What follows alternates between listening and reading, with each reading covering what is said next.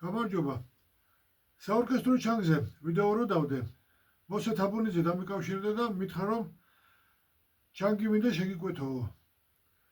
უნდა სახში დაждდეს იმღეროს და სიმღერას ჩანგი თუბანოს. რადგან საქართველოში მრავალსიმიანი ჩანგი ვერ ნახა, ამიტომ კელტური არფა გამოიწერა. ამ ჩანგზე პატარა არის. 20-სიმიანი არის ის არფა. მაგრამ უფრო მეტსიმიანი უნდოდა. ნაკი ნახა ჩემი ვიდეო, რაღა უცხოური საკრავი ვიყიდო, აგერ ქართველი აკეთებს და ქართველი სახელავი მირჩევნია მქონდესო. ის არფა 20-სიმიანი არის, მაგრამ დიაპაზონი მეტი აქვს და როგორ. გინდა კელტური არფა იყოს, გინდა საორკესტრო არფა, ის დიდი, გინდა სიმფონიური ორკესტრის არფა უწოდოთ. ის არფაც დიატონური წყობის არის. ვინც არ იცით დიატონური რას ნიშნავს? მარტივად რო აგიხსნათ, ალბათ გსმენიათ ქრომატიული ჰანდური, ანუ ზოგადად წყობა, ქრომატიული, დიატონური წყობა და უმარტივესად რო აგიხსნათ, რით განსხვავდება ეს დიატონური და ქრომატიული წყობა რა არის? ერთმანეთისგან რით განსხვავდება? პიანინო ალბათ ყველას გინახავთ, ხომ? იქ არის თეთრი და შავი კლავიშები და ალაგ-ალაგ ასე ვთქვათ აკლია შავი კლავიშები, რადგან იმ კლავიშებს შორის ნახევარი ტონი არის, რომელ კლავიშებს შორისაც შავი კლავიში არ არის, იქ ნახევარი ტონია ინტერვალი. პატარა ინტერვალი არის ნახევარი ტონი, დიდი ინტერვალი მთელი ტონი. იქ არის ორი ნახევარი ინტერვალი დიატონურ წყობაში. სისა და დოს შორის და მი და ფა. დანარჩენი მაგალითად ფა, სოლ, სოლ, ლა, ეს დიდი ინტერვალებია, მთელი ტონები. ალბათ მაჟორული და მინორული გამაც გსმენიათ. დოდა რო დავუკრათ თეთრი კლავიშები, ეს არის მაჟორული გამა. მინორული არის თუ კი ლადან დაუკრავთ თეთრ კლავიშებზე. მაგრამ მაგალითად გვინდა დოდან დაუკრათ ეს მინორული გამა, არ გამოგვივა.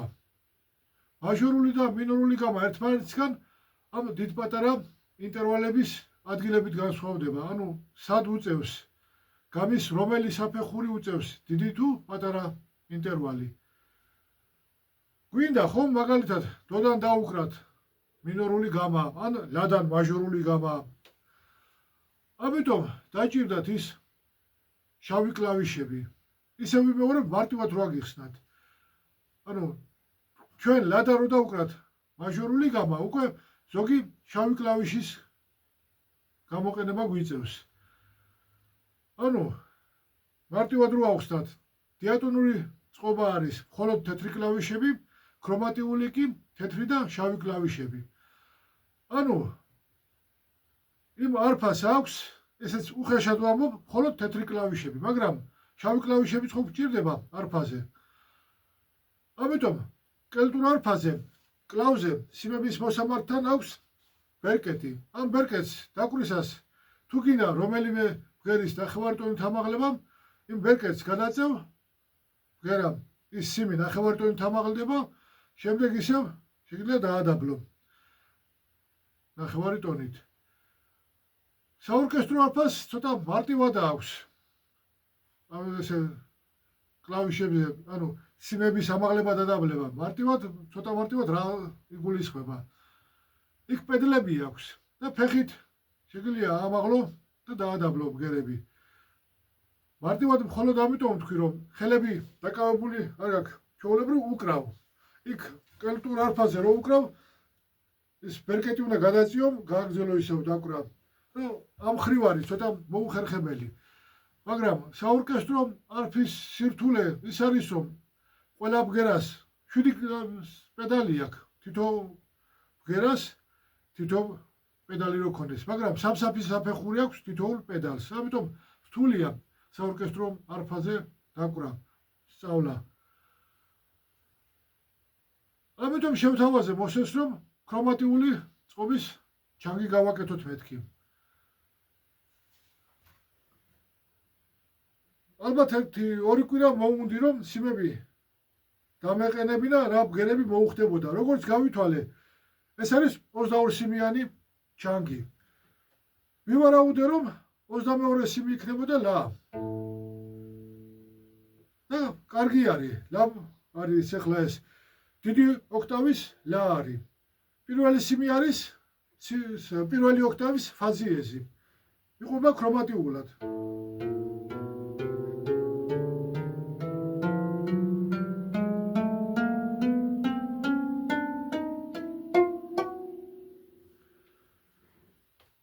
მარტივი არის რომ არ გვიწევს იქ დაკვირისას ბგერის სიმაღლის ცვლა. ჩვეულებრივ უკრავთ. აქ ალბათ მე არ ვიცი, მოსე ასევე დატოვებს ამ წყობას თუ მე შეცვლის. ამიტომ არ შევღებე სიმები. ორკესტრში რო უკრავდი, ჯერ ფანდურზე უკრავდი, შემდეგ ჭუნილზე იქ ჩანგებიც იყო. საორკესტრო ჩანგი.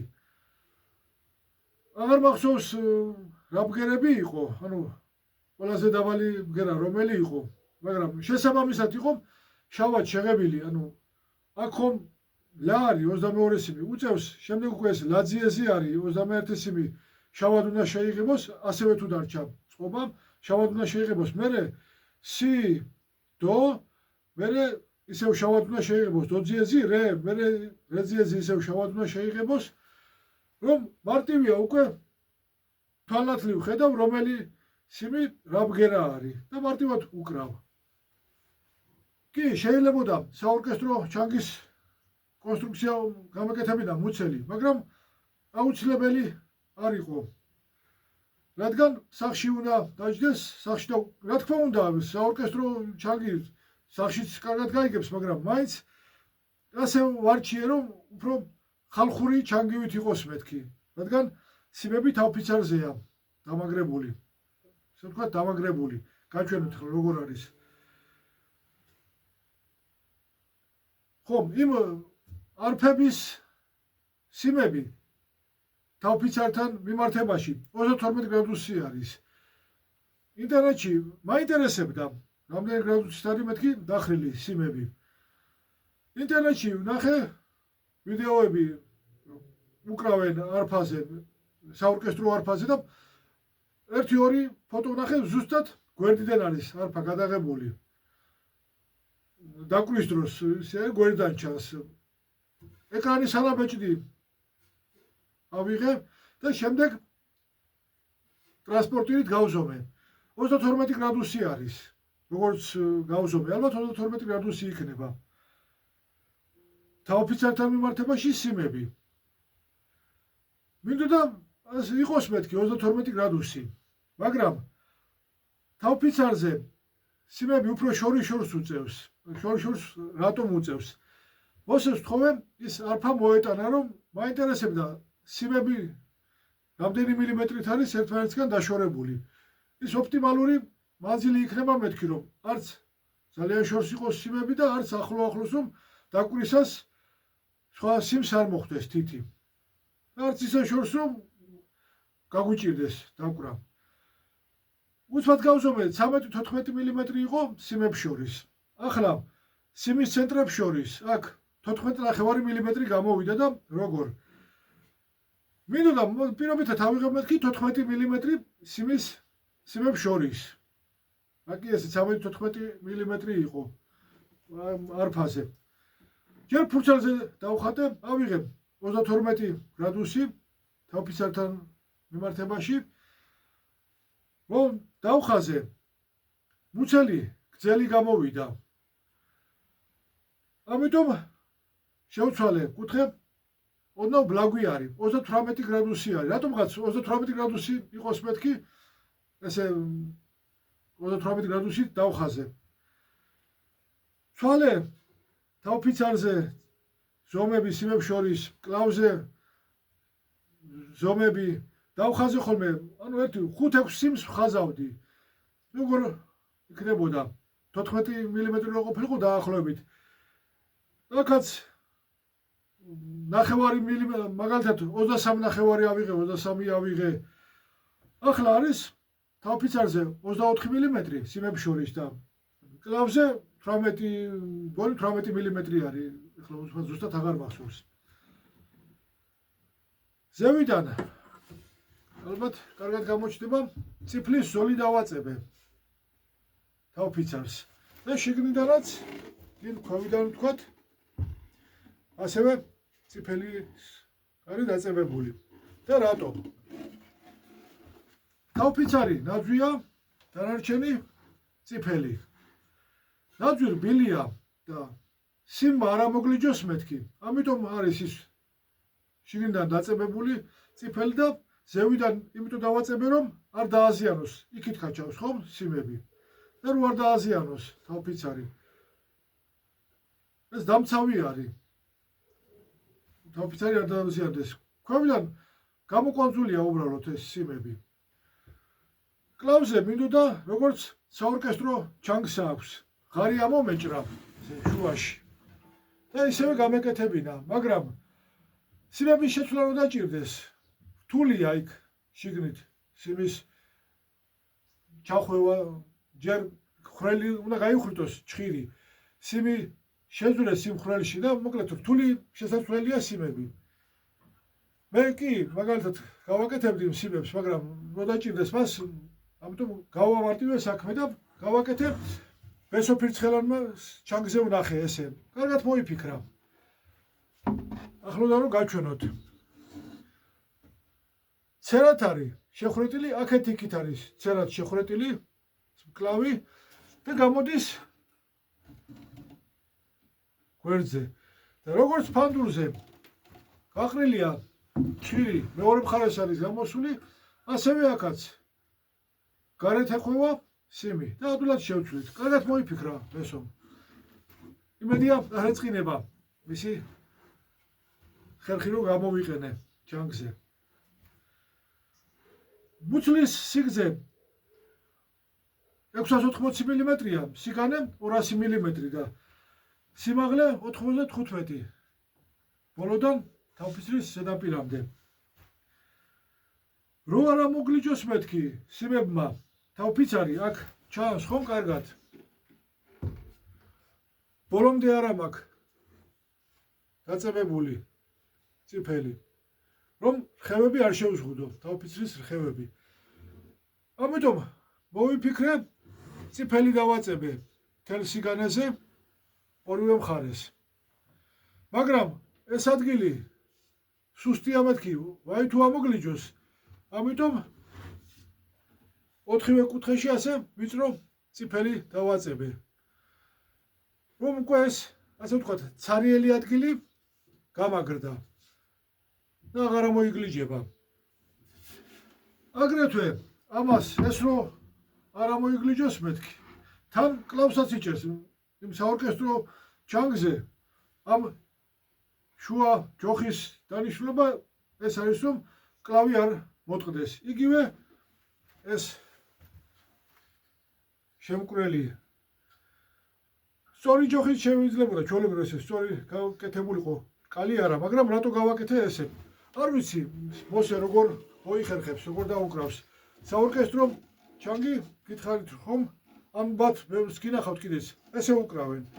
ხელია გამოტარებული აქ და ესე უკრავენ. იმიტომაც არის ხომ განაცემაში თქვი, კონსტრუქციულად ისე აკეთებული რომ პირის ფიცრიდან სმენელისკენ წავიდეს პირდაპირ ბგერა. ასე მოიხერხებს მოსე, ასე დაიდებს. გინდა ესე იყოს, გინდა ესე, არსებითი მნიშვნელობა არ აქვს, რომელი მხარეს იქნება მკლავი. ალბათ გინახავთ სვანები რომ უკრავენ, სხედა ხო კალთაში უდევთ ჩანგი და ასე არის, მარცხენა ხელისკენ არის მკლავი. ესე იჭერენ და უკრავენ. აქ ასე ვერ დავიჭერთ, რადგან თითი ვერ მოწვდება ხომ სიმებს და შეზღუდულია ამ შემთხვევაში მარცხენა ხელი.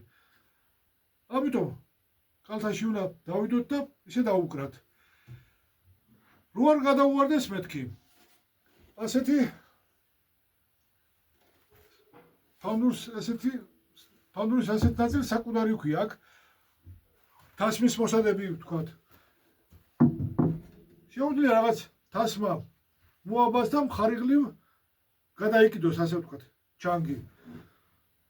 ნებავს, ვთქვათ, წინ მაგიდაზე დაიდოს და ისე დაუკრას, ეს უკვე მასია დამოკიდებული როგორ მოიხერხებს. ეს ნაწილი ნაძვი გავაკეთე, რადგან ნაძვი წიფელთან შედარებით მსუბუქი არის და არც გაიღუნება, კი აწვება კლავი, მაგრამ ეს შუაზე არის შეწებებული. ორ ნაწილად არის, არც გამოჩნდება. აქ შუაში არის შეწებებული. უფრო მყარი არის ეს. არ გაიღუნოს. კი, თლიანიც რო გამეკეთებინა, არ გაიღუნებოდა, მაგრამ მაინც ვარჩიე, უფრო საიმედო იყოს მეთქი. და დაბჯენილია ამ წინა ზოლზე. ესეც იცავს, რომ არ მოიგლიჯოს. კი, მაინც ფართი დიდი აქვს, აქ შიგნით მორგვი არის ორივე მხარეს. მაგრამ მაინც რაც უფრო დაზღვეულია, უკეთესია, ხომ? კიდევ ერთი ის რომ მიუხედავად იმისა, რომ გვერდზე შიგნიდან სალტე ჩავაწებე, რომ სარტყელის ფართი მეტია ასე. მაინც აქ ჩანს ხომ ზოლად. ორივე მხარეს წიფელი დავაკარი. გვერდზეც არის და თავფიცარზეც მიწებებული გვერდიდან, რომ შემთხვევით ესეც რომ აქაც ქაჩავს, ხომ? შუა ნაწილსაც ქაჩავს.